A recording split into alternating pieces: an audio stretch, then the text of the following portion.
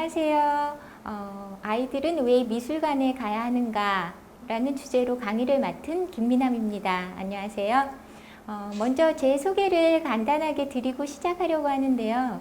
저는 한양대학교 사범대의 응용미술교육과 부교수입니다. 그래서 미래에 학교에서 학생들을 가르칠 예비 미술교사들을 가르치고 있습니다. 보통 이제 대학교 교수들 같은 경우는 세부 전공 분야가 있거든요. 저 같은 경우는 물론 미술교육 전공자이기는 하지만 아동미술이랑 청소년미술 이 분야를 세부 전공을 해서 주로 연구를 해왔습니다.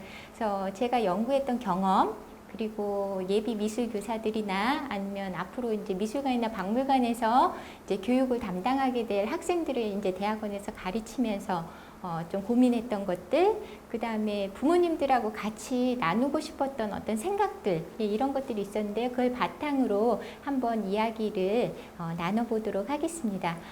왜 미술관에 아이들이 가야 되느냐에 대해서 뭐 이유를 이렇게 나열해서 여러분들한테 그냥 전달하는 식으로 할 수도 있지만 일단은 자녀분들하고 미술관에서 어떤 좋은 시간을 보낼 것인지 관심이 있는 분들께서 강의를 들으시는 거기 때문에 같이 한번 그 가야 되는 이유들을 찾아가는 방식으로 한번 강의를 진행해 보면 어떨까 싶어서요.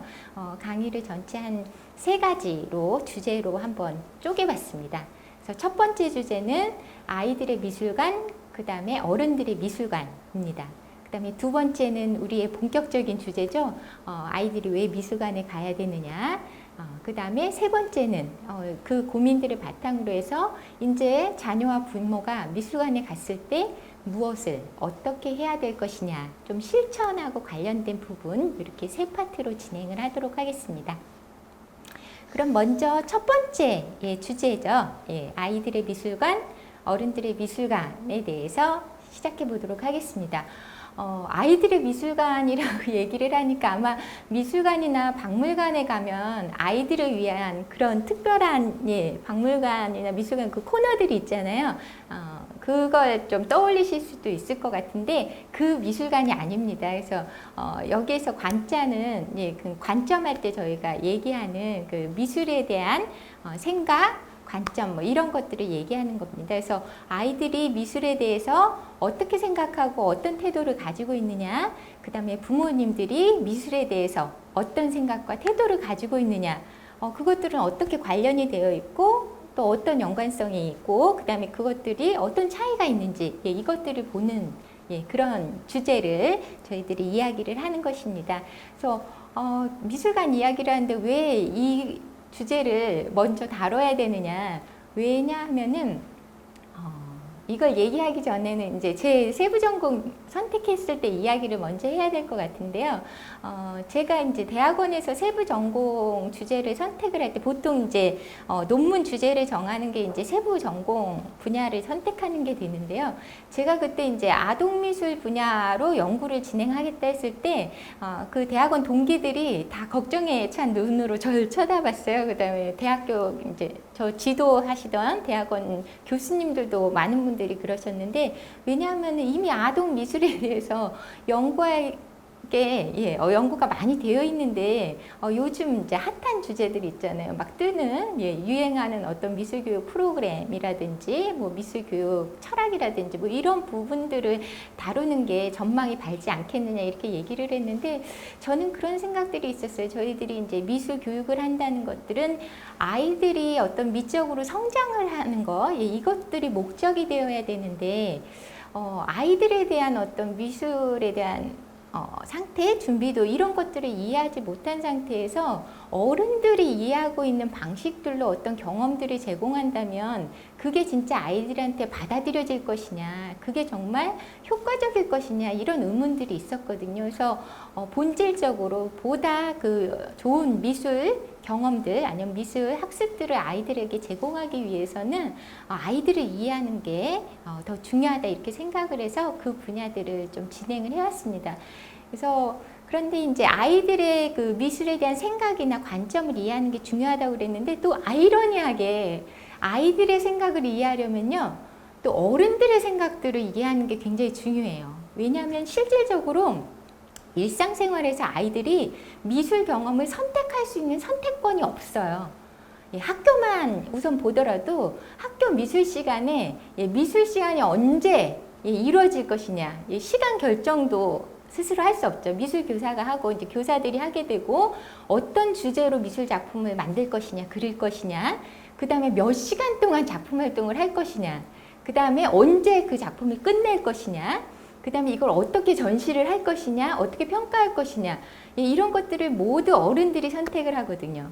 그럼 학교 밖을 볼까요? 학교 밖에 나오면 아이들의 보통의 그 미술 경험들은 또 부모님들이 선택을 하게 됩니다.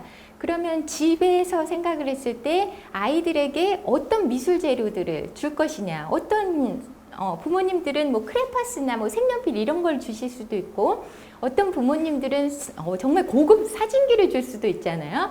그 다음에 어떤 부모님들은 아예 미술 활동은 그렇게 중요하다고 생각하지 않고 뭐 그냥 수학 공부나 영어 공부나 이런 것들을 주로 시킬 수도 있으시죠. 그 다음에 미술관에 가는 선택을 하실 수도 있고 가지 않는 선택을 하실 수도 있죠. 그러니까 이런 모든 선택들이 보통은 어른들에 의해서 이루어지기 때문에 어떤 그 선택에 의해서 결정된 미술 경험들에 참여를 하느냐에 따라서 아이들이 미술에 대해서 가지고 있는 생각, 태도 이런 것들이 굉장히 영향을 받게 됩니다. 그래서 어찌 보면 굉장히 아이들의 전체 일생을 결정할 수 있는, 미술 인생을 결정할 수 있는 그 중요한 결정들이 어른들의 선택에 의해서 이루어지기 때문에 아이들의 미술에 대한 생각을 알기 위해서는 어른들, 교사뿐만이 아니라 부모님들의 생각들을 점검하는 게 굉장히 필요합니다. 그러면 무엇부터 한번 살펴볼까요? 저 같은 경우는 그 어른들이 가지고 있는 그런 미술에 대한 편견 뭐 이런 것들을 점검하기 위해서 보통 강의를 하거나 그럴 때 처음 묻는 질문이 미술이 무엇이라고 생각하세요? 그래서 미술의 정의를 묻는 경우들이 많습니다. 이 정의를 저희들이 이제 생각해 봐야 되는 이유가요. 이건 좀 개인적인 이야기이기는 한데 제가 대학교 1학년 때, 지금 나이가 굉장히 꽤 있는데 대학교 1학년은 굉장히 오래전 일이긴 한데 저희 때만 해도 1학년 때 철학 과목이 필수 과목이었어요. 그래서 모든 학생들이 그 과목을 들었어야 됐는데 이제 입학해서 이제 첫 학기고 이제 첫 철학 수업이기도 하니까 또 맨 앞자리에 앉았던 거예요, 제가. 그래서 교수님 바로 턱 밑에 이렇게 앉아 있었는데 교수님께서 첫 수업을 진행을 하시면서 갑자기 저랑 눈이 딱 마주쳤는데 학생! 그러면서 저를 지적을 하시는 거예요. 그래서 제가 이제 뜨끔했죠. 그래서 네, 그랬더니 학생, 사랑이 뭔가? 이렇게 물어보시는 거예요. 그래서 네? 너무 당황스러웠던 거예요. 왜 갑자기 철학 시간인데 사랑에 대한 정의를 물으시지? 그래서 제가 어버버 하고 있으니까 교수님께서 왜 사랑이 뭔지 모르나? 근데 아니요, 아는데요. 근데 아는데 왜 대답을 못 하나? 그러게요. 그래서 근데 너무 머릿속이 복잡한 거예요. 그렇게 해서 이제 대답을 우물쭈물하고 있는데 교수님께서 그렇게 말씀을 하시더라고요. 자, 이렇게 우리가 일상생활 속에서 여러 가지 용어들, 우리가 마치 그 뜻을 알고 있다고 생각하고 쓰는 굉장히 많은 용어들을 우리가 스스로 그 뜻이 무엇인가를 생각해 본 경우가 별로 없다. 남이 정의해 놓은 것을 마치 내가 아는 것처럼 사용하는 경우들이 있는데 우리가 근본적으로 진짜 그 용어에 대해서, 그 개념에 대해서 나에겐, 남들은 어떻게 생각하는지 모르겠지만 나는 그걸 이렇게 이해하고 있다 라고 한 번씩 생각을 해보고 지나가는 것들이 우리 스스로의 굉장히 삶을 사는데 굉장히 도움이 될 수 있다 이렇게 얘기를 하셨어요. 그래서 그때부터인가 좀 이렇게 근본적인 질문들, 내가 진짜 이 개념을, 이 용어를 진짜 알고 있나? 이런 질문들이 계속 떠올렸던 것 같아요.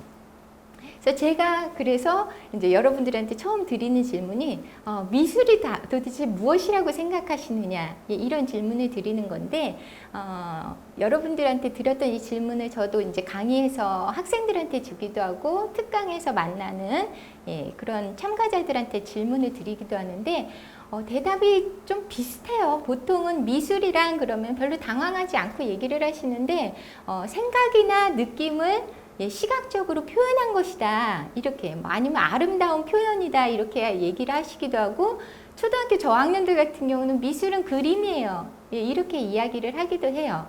예, 그런데 저도 그렇게 보통 생각을 해왔었거든요. 미술이란 인간의 생각이나 느낌을 시각적으로 표현한 것이다. 근데 우리가 왜 그런데 서로 다른 지역에서 다른 시대를 살아왔는데도 불구하고 왜 미술에 대한 생각들이 이렇게 비슷할까? 생각해보면 저희는 우리나라는 그 미술이 의무교육이잖아요. 그렇기 때문에 아마 전국적으로 좀 비슷한 교과서, 교육과정을 운영을 하기 때문에 좀 비슷한 생각들을 하지 않나 이렇게 생각이 드는데 어찌되었든 간에 저 같은 경우는 그 미술에 대한 정의를 생각했던 이유가 왜 내가 그런데 이런 식으로 미술을 이해하고 있을까 떠올려 봤더니 중학교 1학년 때까지 거슬러 가더라고요. 중학교 1학년 때 굉장히 멀네요. 예, 중학교 1학년 때 그것도 첫 시간이었어요. 미술 첫 시간이었는데 미술 선생님께서 들어오셔가지고 바로 칠판에 판서를 하시더라고요. 미술의 정의 이렇게 쫙 적으셨어요. 그러시고 외워. 그러시고 이제 아이들을 시켜서 외운 것들을 점검을 하시기 시작했습니다. 그래서 저도 그때 당황해서 바로 외워서 선생님이 시키셨을 때 바로 외운 것들을 답을 하고 통과를 하고 혼나지 않았던 경험이 있는데 그 이후로는 미술에 대해서 누가 물어봤을 때 한 번도 떨지 않고 얘기했던 것 같아요. 미술이란 인간의 생각이나 느낌을 시각적으로 표현한 것이다. 이게 굉장히 성인이 됐을 때까지도 그것들이 발휘가 됐었는데 제가 이제 유학을 갔을 때 대학원 수업에서 저희 지도 교수님도 또 그 질문을 하시더라고요. What is art? 이렇게 물어보시는데 미술 도대체 무엇이라고 생각하냐 했을 때 떨지 않았어요. 물론 영어는 자신이 없었지만 영어로도 충분하게 왜 미술에 대한 정의를 이미 알고 있었기 때문에 그래서 제가 지금까지 알고 있었던 것을 말씀을 드렸고요. 다른 대학원생들도 저랑 거의 비슷하게 얘기를 하더라고요. 표현으로서의 미술 이렇게 이야기를 했는데 지도 교수님께서 그때 그 학생들의 답을 듣고 나서 지금 여기 있는 학생들이 모두 미술이란 것들이 자기 표현, 무언가를 표현하는 것이라고 얘기를 했는데 왜 미술을 표현을 해야 되느냐? 미술은 오로지 표현만이 미술이냐라고 이야기를 하는데 학생들이 그때 조금 당황했던 것 같아요. 표현 외에 미술을 또 어떻게 이해할 수 있을까? 그때 지도 교수님께서 그러시더라고요. 우리가 표현을 미술로 표현하는 것을 통해서 내가 이런 사람이구나.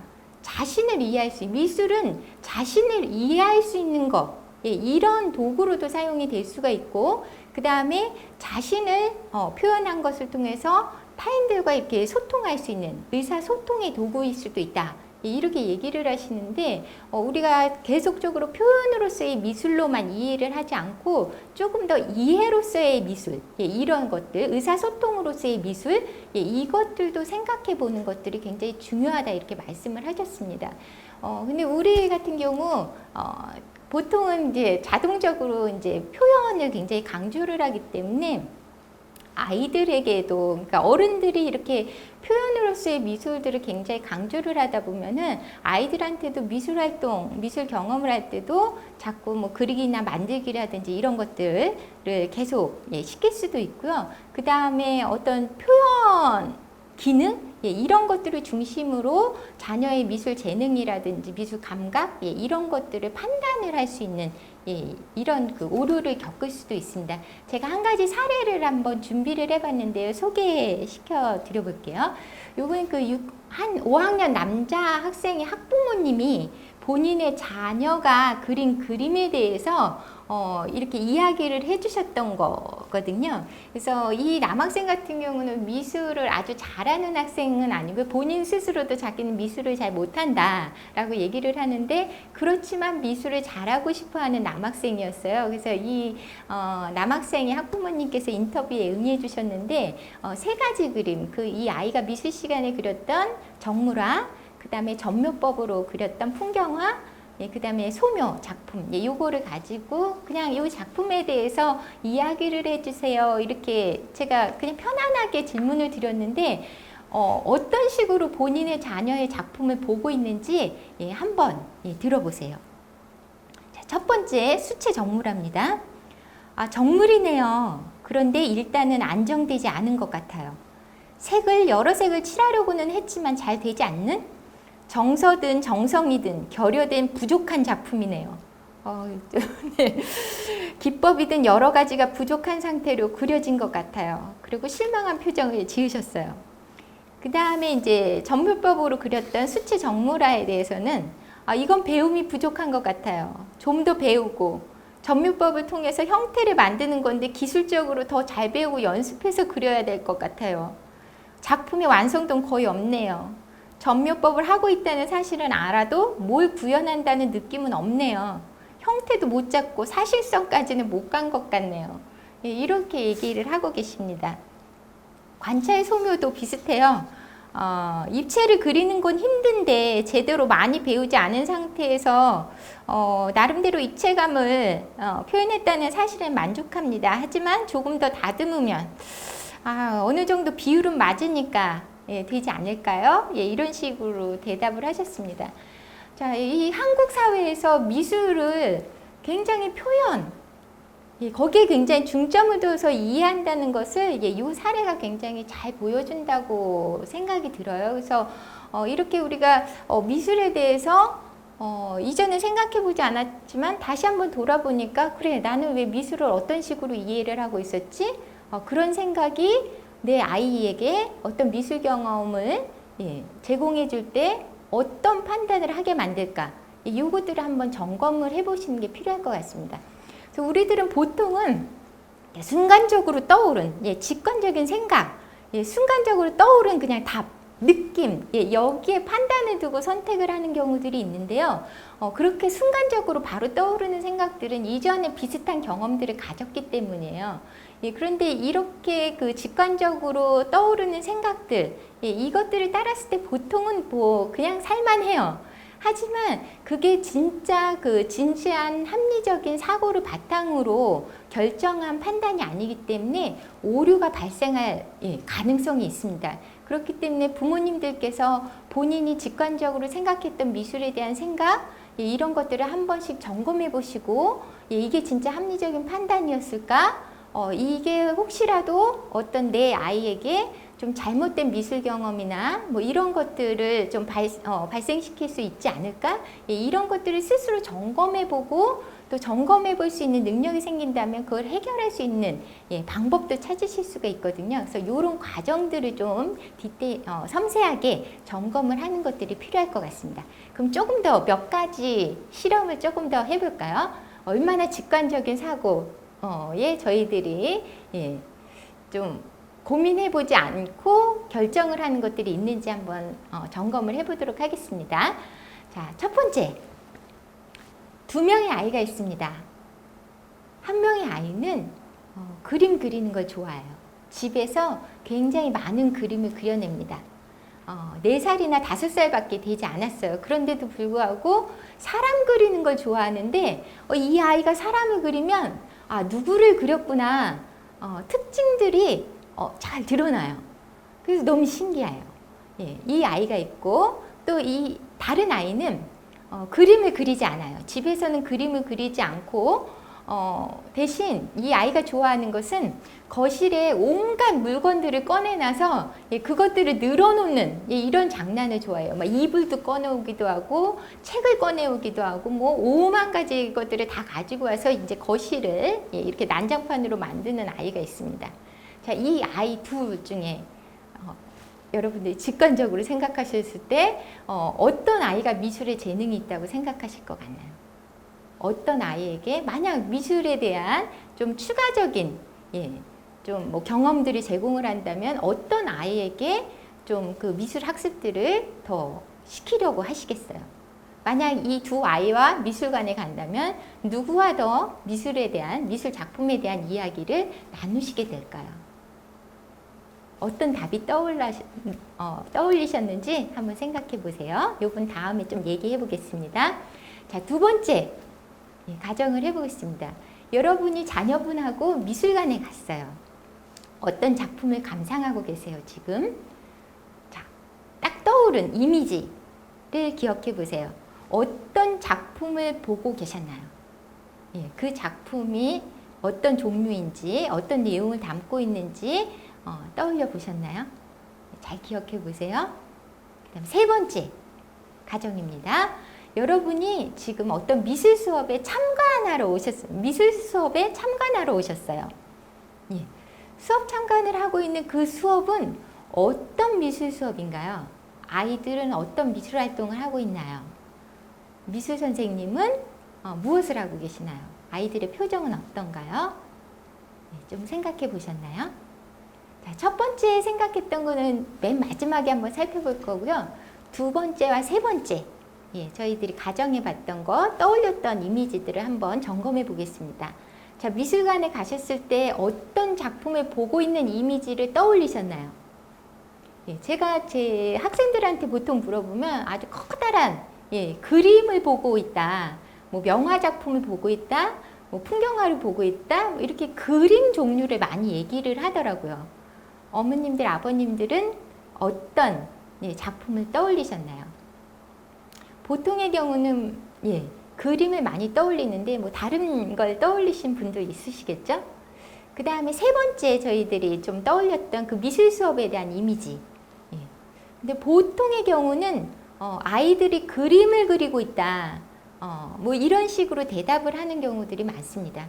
저희들이 이렇게 순간적으로 떠올리는 이런 그 직관적인 사고를 어떻게 그 데니얼 카너먼이라는 교수님께서 이 심리학자시거든요. 심리학자면서 경제학자시기도 한데 이제 노벨상 받으셨던 이 카너먼 교수님께서는 이렇게 우리가 순식간에 떠오르는 그런 직관적인 판단에는 이제 이렇게 떠올릴 수 있는데 용이한 거, 아주 쉬운 그런 것들을 그 판단의 근거를 가지고 우리들이 어떤 선택을 하는 경우들이 많다 얘기를 하는데, 우리가 미술 하게 되면은 그림을 떠올리는 게 굉장히 용이하다는 거죠. 왜냐하면 우리가 미술에 여러 종류가 있다는 건 알고 있어요. 뭐 판화라든지 아니면 비디오 작업이라든지 퍼포먼스 아트라든지 뭐 사진 찍기라든지 뭐 여러 가지가 있는데도 불구하고 우리가 떠올리기 용이한 거는 그림이에요. 그렇기 때문에 우리가 의도하지는 않았지만 미술은 그림이라고 생각하는 이런 그 판단을 하게 되는 경우들이 많습니다. 근데 여러분들도 그러시지만 많은 성인들이 그렇게 생각을 하는데, 이런 것들이 아이들한테 영향을 끼칠 수가 있어요. 자, 예를 들면은 제가 예전에 그 초등학교 5학년, 6학년 그 미술 전담 교사의 수업을 한 학기 동안 그 관찰했던 적이 있는데, 관찰 연구를 했던 적이 있는데, 이 선생님께서 한 학기 동안 했던 수업이 거의 그림 그리기였어요. 수채화 물감을 사용한, 그 중에서 뭐 도장파기라든지 그다음 콜라주 작품 요 2개 빼고는 거의 그 9개 그 미술 활동이 다 그 그림 그리기 활동이었는데, 그래서 제가 나중에 이 미술 선생님하고 인터뷰를 할 때 선생님 그런데 왜 이렇게 그림 활동을 많이 하세요? 그랬더니 아이들은 뭐 일단 그림을 잘 그려야지 이렇게 얘기를 하시더라고요. 근데 이야기를 계속 하다 보니까 이 미술 전담교사분께서는 그 사진을 주로 전공을 하셨더라고요. 물론 이렇게 전공이라고 해서 이제 미술 그 사진과를 나오셨다는 게 아니라 아마추어 사진 작가신데, 사진 작업을 계속 매주 출사를 나가시고 이렇게 작업을 하시는 분이었어요. 전시회도 많이 하시고. 그런데 아이들한테 그 한 학기 동안 한 번도 사진은 가르치지 않으셨던 거예요. 이분 생각에 아이들한테는 그림을 그리게 해야 되는 거, 미술 시간에는 그림 활동을 해야 된다, 이런 것들이 은연중에 남아 있었던 것 같아요. 그래서 제가 여쭤봤을 때, 아니 그러면 선생님께서는 그렇게 사진 찍기를 좋아하시고 사진 활동을 많이 하시는데 왜 아이들한테는 사진 수업을 한 번도 하지 않으세요? 그랬더니 아이들이 무슨 사진을 하냐고, 사진을 좀 더 커서 해야지, 이렇게 얘기를 하시더라고요. 그러니까 이런 식으로 우리들이 미술에 대해서, 미술은 그림이다, 이런 그 생각들을 직관적으로 떠올리게 되면은 아이들한테 다른 여러 가지 미술 활동을 할 수도 있을 텐데 그림 활동을 더 많이 선택을 할 수도 있고요. 아이들은 어떤 여러 가지 다양한 종류의, 다른 종류의 미술 활동을 할 수 있을 수도 있는데 그 활동에는 눈길이 가지 않을 수도 있어요.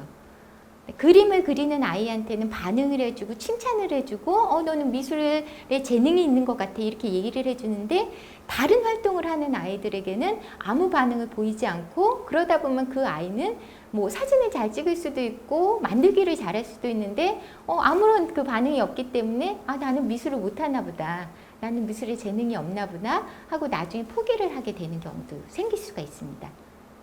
여러분들은 어떠셨어요? 미술에는 그림 이런 혹시 판단을 하고 계시지 않는지 한번 점검을 해보실 필요가 있을 것 같습니다. 자, 그럼 첫 번째 사례로 다시 한번 가보겠습니다. 아까 그 두 아이, 한 아이는 사랑 그림을 굉장히 잘 그리는 아이, 두 번째 아이는 거실을 맨날 온갖 잡다한 물건들로 어지르는 아이. 예, 이 두 아이는 실제로 제 정말 친한 후배의 두 딸의 이야기예요. 그래서 둘째 아이가 그 미술을 잘한다는 그 아이인데 제 후배가 어느 날 저한테 와서 그렇게 얘기를 하더라고요.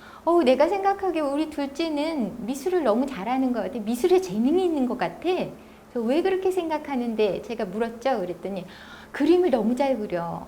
사람들의 특징을 너무 잘 파악하는 것 같아. 누구를 그렸는지 딱 보면 알아. 너무너무 자랑스러운 얼굴로 그렇게 얘기를 하더라고요. 그러면서 첫째 이야기를 하는데 이렇게 시무룩해져요. 그런데 우리 첫째는 미술에는 통 관심이 없어. 미술엔 재능이 없는 것 같아. 왜 그렇게 생각해? 제가 물었죠. 맨날 이상한 짓을 해. 그래서 어떤 이상한 짓을 하는데, 근데 그 후배가 계속 설명을 하는데, 제가 보기에는 이 아이가 거실에 뭔가를 만들고 있지 않을까, 이런 생각이 드는 거예요. 그래서 제가 좀 더 구체적으로 물었죠.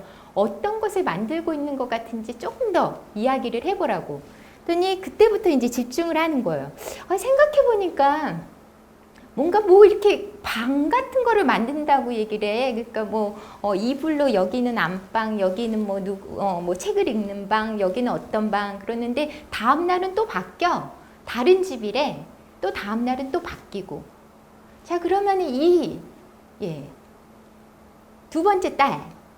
이 딸 아이는 진짜 미술에 대한 재능이 없었을까?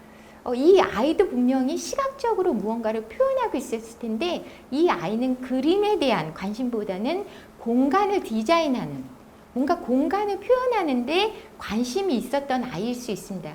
근데 제 후배죠. 부모의 생각에는 그림을 그리는 게 미술이라고 생각을 하는 경향이 컸다면 그 첫 번째 아이에게 계속적으로 어떻게 이렇게 그림을 잘 그리니 이런 식으로 반응을 했을 거고 아마 그 아이는 그것을 느꼈을 거예요.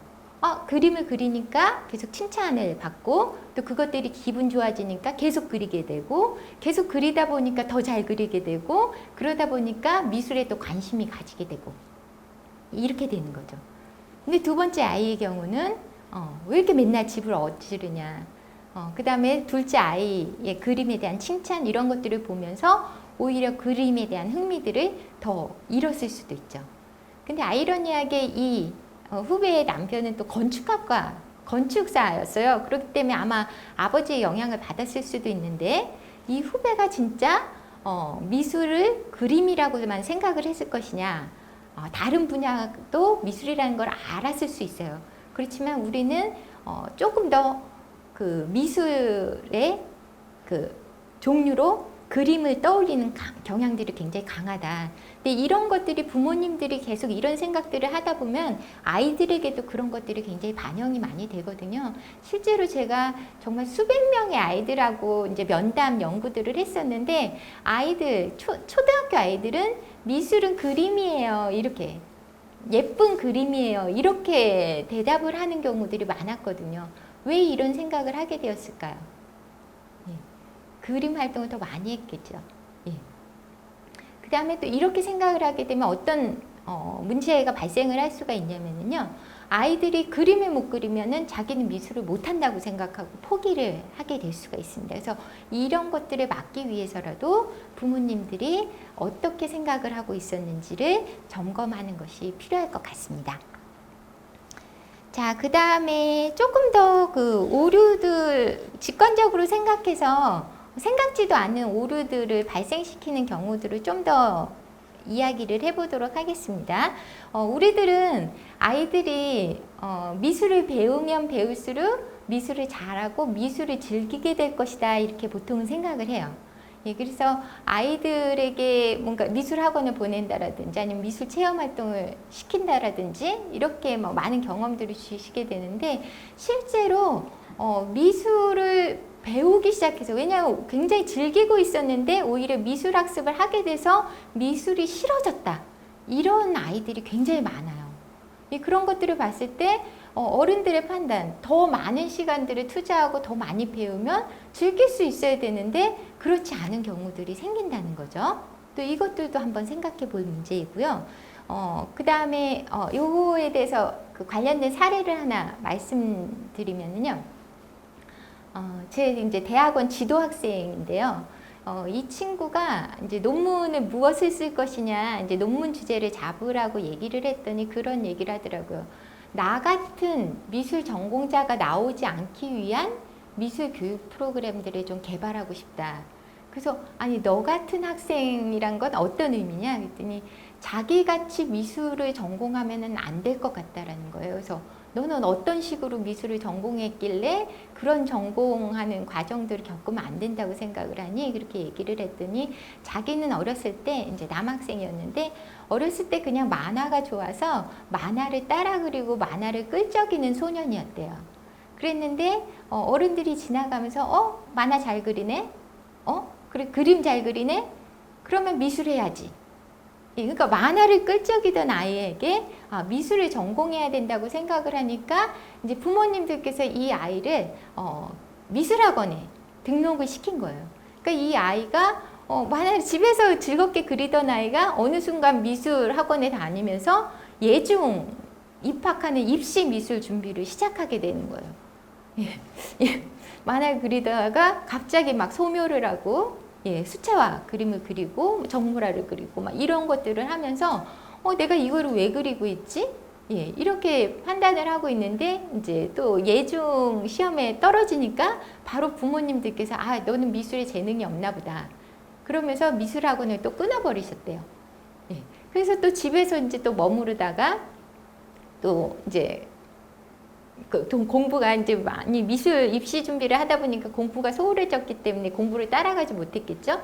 그러니까 또 중학교 3학년쯤 되니까 부모님께서 그래도 그림에 대한 그나마 재능이 다른 학과에 대해서는 비해서는 더 많기 때문에 한번 미술 전공을 좀 더 가보자. 그래서 또 중학교 3학년 때 다시 미술학원을 꺼내서 다시 이제 입시 미술 예고 준비를 하게 됐다는 거죠. 그래서 뭐 이런 식으로 해서 부모님의 결정에 따라서 미술학원에 갔다 맞다 하다가 이제 결국은 이제 미대에 가게 됐는데 수년 동안 그림을 그려왔는데 결국은 또 미술대학의 전공을 선택을 하게 될 때는 또 점수를 맞춰가야 되고 또 좋은 대학교를 가야 된다고 생각하니까 이제 이 미술 그림 그리는 전공을 선택한 게 아니라 도예과를 들어갔다는 거예요. 그래서 만화를 그리던 아이가 어느 순간 도자기를 만들고 있는 이런 아이러니한 상황이 벌어졌는데 도대체 내 인생의 이 과정 중에 도대체 무슨 일이 일어났던 것이냐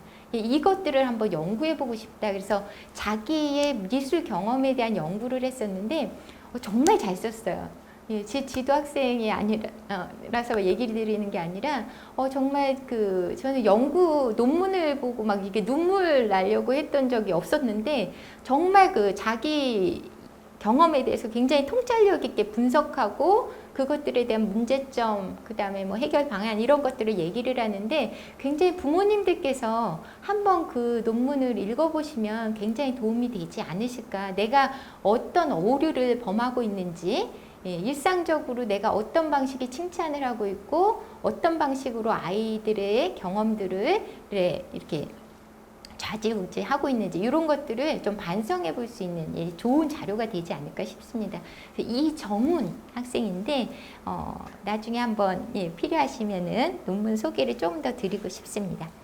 자, 근데 이제 마무리를 좀 해야 될 것 같은데 오늘 미술과 관련돼서 어른들이 어떤 직관적인 판단들을 내리고 있고 이것들을 아무 고민 없이 하다 보면은 생각지도 않은 오류에 빠질 수 있다. 이 부분들을 얘기를 했었거든요. 그래서 본인의 그런 직관적인 판단 미술에 대한 생각, 이런 것들을 조금씩 점검해 보는 것이 아이들은 본인의 이제 자녀, 여러분들의 자녀에게 더 좋은 미술관 경험, 미술 경험들을 제공할 수 있다. 이런 것들을 좀 고민해 볼 수 있도록 첫 번째 주제를 잡았는데요. 아까 첫 번째, 제가 아까 소개해-드린 그 까누문 교수님께서 그 두 가지 생각을 얘기를 하셨어요. 빠른 생각하고 느린 생각.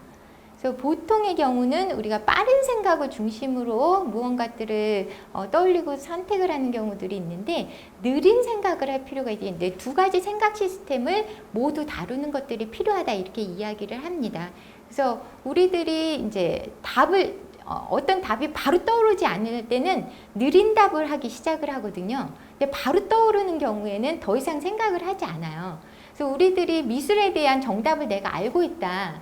아이보다 내가 미술을 경험한 세월이 더 길기 때문에 아이보다 더 좋은 판단을 할 수 있을 것이라고 생각하면 더 이상 아이에 대해서 궁금하지 않아요. 그런데 내가 아이에 대해서 아이가 미술에 대해서 어떤 생각을 하고 아이에게 어떤 미술 경험이 좋은지 잘 모른다 라고 생각을 하면 뭔가 궁금해져요. 이 아이는 왜 이렇게 행동을 할까? 이 아이는 무엇을 원할까? 자꾸 묻게 되죠. 느린 생각을 하게 됩니다. 그래서 오늘 여러분들께서 좀 한번 유념해 두셔야 될 것은 미술에 대해서 내가 어떤 빠른 생각들을 하고 있는지, 그 다음에 미술에 대해서 조금 더 느리게 생각해야 되겠다. 이런 결심을 좀 하시게 된다면 두 번째 주제, 아이들은 왜 미술관에 가야 하는가에 대해서 좋은 그 답들을 좀 찾을 수 있지 않을까 싶습니다. 자, 첫 번째 주제에 대한 강의는 여기서 마치도록 하겠습니다. 감사합니다.